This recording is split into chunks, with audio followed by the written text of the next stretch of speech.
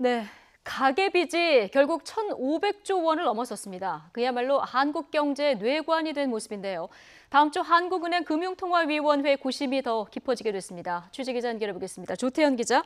네, 한국은행입니다. 예, 결국 가계빚이 1,500조 원 벽을 넘어섰군요. 네, 이 저금리 기조가 계속 이어지면서 가계빚 그동안 증가세를 이어왔습니다. 정부의 대출 규제가 강화되긴 했지만 지난 3분기에도 가계빚이 늘어나는 걸 막지 못했습니다. 지난 3분기 말 기준으로 가계 신용은 1,514조 4천억 원으로 집계됐습니다. 전분기보다 22조 원 늘어난 건데요. 사상 처음으로 1,500조 원을 넘어섰습니다. 그나마 증가폭 자체는 전분기 24조 원 증가보다 줄었다는 게 위안거리입니다.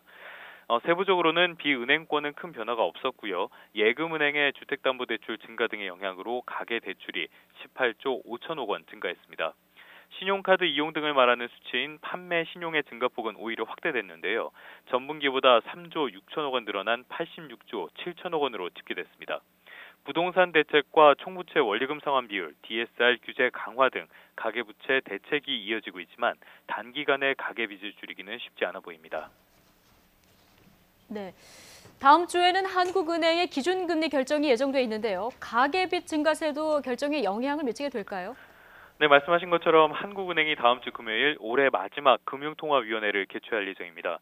일단 한국은행은 이번에는 금리를 인상하겠다는 신호를 여러 차례 시장에 보낸 상태입니다. 무엇보다도 미국이 추가 금리 인상에 나설 가능성이 있는 상태에서 금리를 지금 상태대로 유지하면 외국인 자금 유출 등이 더욱 심화할 가능성이 크기 때문입니다. 하지만 가계빚 증가세가 좀처럼 꺾이지 않는다는 점이 걸림돌입니다. 기준금리를 0.25%포인트만 인상해도 대출 이자 부담이 2조 원 넘게 늘어날 것으로 추정되기 때문인데요. 대출자들의 이자 부담 그만큼 커진다는 뜻으로 풀이됩니다. 여기에 국내의 거의 모든 경제 지표가 현재 곤두박질 치고 있는 상황인 만큼 이러지도 저러지도 못하는 한국은행의 고민이 더욱 깊어지게 됐습니다. 지금까지 한국은행에서 YTN 조태현입니다.